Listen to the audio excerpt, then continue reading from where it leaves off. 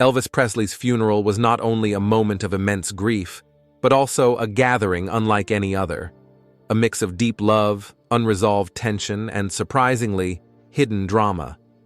As loved ones gathered to honor the king, a shocking twist unfolded behind the scenes, one that would change the narrative of that day forever. 5 women, each with a profound connection to Elvis, came to pay their respects, bearing their own memories, heartaches, and tributes. But as the procession took shape, Priscilla, his ex-wife and the mother of his only child, made a bold and unexpected move that left everyone, family, friends, and even the press, utterly stunned. In a single decision, she managed to protect her position in Elvis's legacy, ensuring that her role in his life would shine above the rest. The way she did it? That's a story no one saw coming, and it left one of these women reeling, all while the world watched, unaware of the secret struggle for the spotlight unfolding just out of view. Stay with us as we reveal how Priscilla managed to outmaneuver them all in this unforgettable moment. Number 5. Setting the scene. The announcement. August 16, 1977, marked a day of profound sorrow that would forever echo through the walls of Graceland. As the sun dipped over the iconic mansion, a stunned silence fell upon Elvis Presley's inner circle and fans around the world. Just days before, Elvis was very much alive in the hearts of millions, a symbol of unbridled energy and cultural transformation. But now, the unthinkable had happened. On the steps of Graceland, his father, Vernon Presley, appeared before the assembled press, his face a mask of heartbreak and disbelief. With a voice choked by grief, he delivered the shattering news to the world. Elvis, the king of rock and roll, was gone. A sense of disbelief lingered as fans who had followed Elvis from his earliest days suddenly faced the loss of a man who seemed larger than life. Vernon's announcement cut through the stillness like a knife, bringing the realization that an era had ended.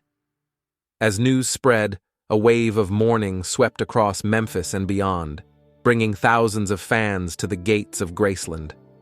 In those somber hours, Graceland transformed from a celebrity home into a hallowed ground, a place where the legacy of Elvis Presley would be forever immortalized. Family, friends, and fans gathered, united in their shared grief, yet carrying their own individual stories, emotions, and memories of the king. This was no ordinary goodbye. Those who knew him personally felt the weight of his passing on a deeply personal level, with emotions running high as each person struggled to process the shock. Vernon's pain was unmistakable. He had not only lost his son, but also shouldered the impossible responsibility of preserving Elvis's memory. And as arrangements began for Elvis's final farewell, tensions simmered beneath the surface, hinting at the emotional undercurrents yet to be revealed in this unforgettable chapter of his legacy. Number 4. The guest list, a gathering of exes. As the mourners gathered at Graceland to say their final goodbyes, a select few women arrived who had shared a uniquely intimate bond with Elvis, each one marked by a different era of his life. Among them was Priscilla Presley, Elvis's ex-wife and the mother of his only child, Lisa Marie. She had been by his side through his meteoric rise, his first love who had lived through the complexities of his fame and understood him in a way that perhaps no one else could. Their marriage may have ended years prior, but the connection they shared remained profound. Priscilla's presence at the funeral signified not just her respect for the man she had once loved, but also her role as the mother of his legacy. She carried herself with a calm dignity, her pain hidden beneath the poise she had always maintained in the public eye. Then there was Ginger Alden, the woman who had been closest to Elvis at the time of his death. Elvis had proposed to Ginger, and although their relationship was new, it was one he had openly cherished in his final days. She represented the future that Elvis never had a chance to experience, a possible second marriage, and new beginning. For Ginger, attending the funeral was more than just a moment of mourning. It was the closing of a chapter that had barely started. As she arrived, her youthful face showed the sorrow of losing someone she had hoped to spend her life with, the shock of their whirlwind romance now frozen forever in time. Kathy Westmoreland. Elvis's longtime backing singer and close friend also made her way to Graceland. Kathy had been part of Elvis's life through the intense touring schedules of his later years, offering companionship and support during some of his most challenging moments. Their connection went beyond the professional. Theirs was a friendship built on deep trust and understanding. At the funeral, she honored Elvis in the way she knew best, through song. Kathy's rendition of "My Heavenly Father Watches Over Me" resonated through Graceland, a haunting tribute from someone who had shared countless stages and quiet moments with the King.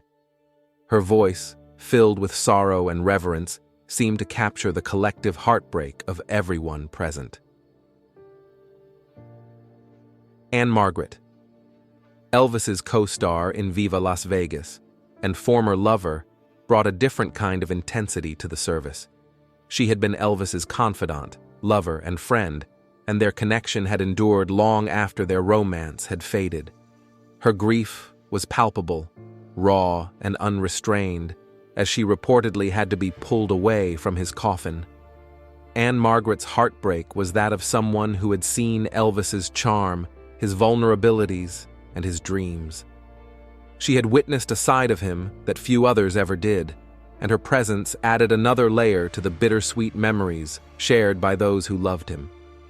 Anne Margaret's sorrow was a testament to the lasting impact Elvis had on those who truly knew him, even if only for a fleeting time. And then there was Linda Thompson, the woman who had been by Elvis's side for almost 5 years, sharing some of the most private and vulnerable moments of his life. Linda had loved Elvis deeply, and her connection with him extended far beyond mere companionship. In fact, Vernon Presley himself had personally invited her to fly in for the service on Elvis's private jet, the Lisa Marie. She had been part of Elvis's life through health struggles, career highs, and personal challenges, yet her arrival was met with unexpected tension. Linda's decision to attend was not without its complications, and as she took her place among those who had gathered to honor Elvis, a quiet conflict brewed beneath the surface.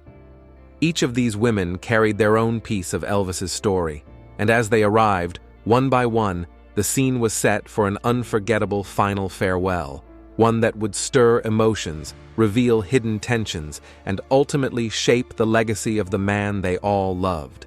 Number 3. The shocking twist, Priscilla's decision.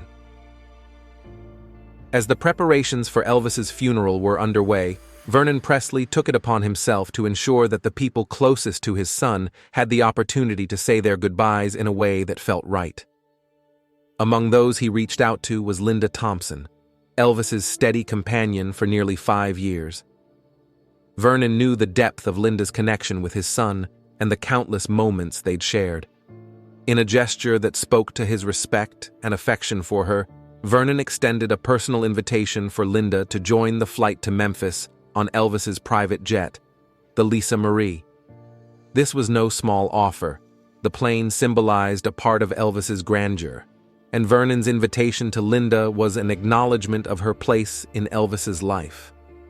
For Linda, it was a bittersweet honor, one that held immense meaning as she prepared herself to say farewell to the man she had loved so deeply.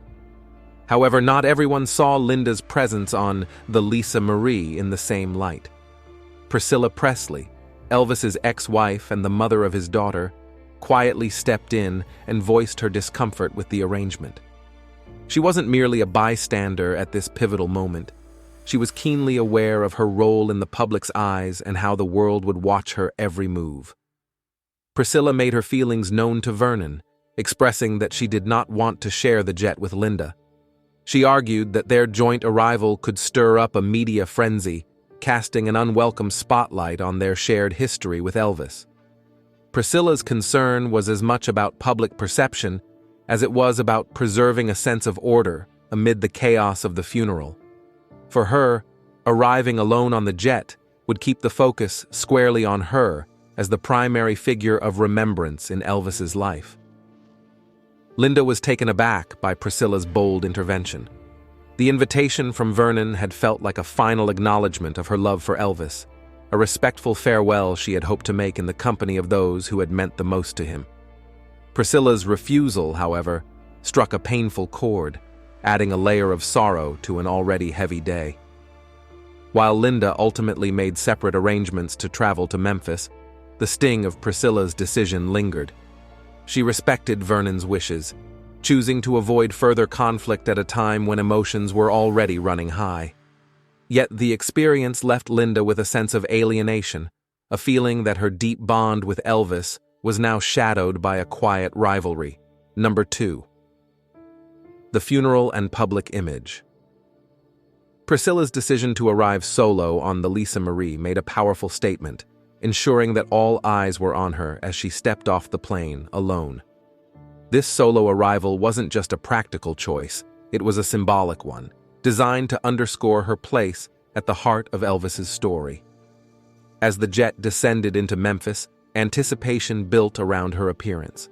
When she finally emerged, the press captured every angle, and fans looked on, captivated by the image of the poised, grieving ex-wife. In that moment, Priscilla embodied a sense of dignity and reverence that resonated deeply with those who mourned Elvis. Her arrival alone on his private plane reinforced her singular status in his life, presenting her as not just a figure from his past, but as the woman who would carry his legacy forward. The impact of this calculated entrance rippled far beyond the funeral, solidifying Priscilla's role in the public eye as the main woman in Elvis's life. By arriving without Linda or any other former companion, Priscilla took command of the narrative, subtly positioning herself as the enduring symbol of Elvis's love and legacy. This portrayal resonated powerfully with fans and the media, who saw her as the bridge between Elvis's memory and the future of his estate. Priscilla's poised, solitary arrival at Graceland etched her deeply into the collective memory of that historic day, overshadowing the other women in attendance and presenting her as the central figure in Elvis's story. Her actions left an indelible impression, weaving her image permanently into the legacy of the King of Rock and Roll. Number 1. The aftermath. Shaping the legacy. After Elvis's passing, Priscilla assumed a formidable role in shaping and preserving his legacy, transforming Graceland from a family home into a landmark that would honor the king for generations to come. She faced enormous challenges, inheriting an estate burdened by debt and at risk of fading into disrepair. With a strategic vision and unyielding determination, Priscilla took the reins, overseeing every detail of Graceland's transformation into a global shrine for Elvis's fans. She opened the doors to the public, transforming the estate into a vibrant museum that celebrated Elvis's life, music, and impact on the world. Her stewardship turned Graceland into a pilgrimage site, attracting millions of visitors each year. In doing so, Priscilla not only saved the property but also safeguarded Elvis's image, presenting him as an iconic and enduring figure who transcended time and trends. Her dedication cemented her as the architect of his legacy, a role that allowed her to keep his memory alive and thriving. In contrast, Linda Thompson chose a quieter path, reflecting a different approach to honoring Elvis's memory. After their relationship ended, she moved forward with her life, building a successful career as a songwriter and establishing her own family. Unlike Priscilla's very public role, Linda maintained a sense of privacy, only occasionally sharing memories of her life with Elvis. However, her connection to him was not forgotten. In recent years, she has participated in Elvis Week, a gathering of devoted fans commemorating his life and legacy, offering glimpses into her personal experiences with the king. Linda's choice to honor Elvis has been marked by respect and restraint, allowing her to celebrate his memory without stepping into the spotlight.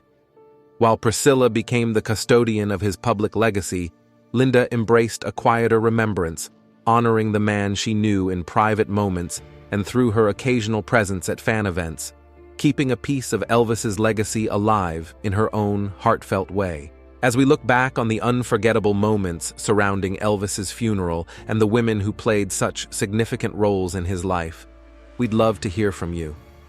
What do you think about Priscilla's choices, her role in preserving Graceland, and the way each of these women chose to honor Elvis's memory?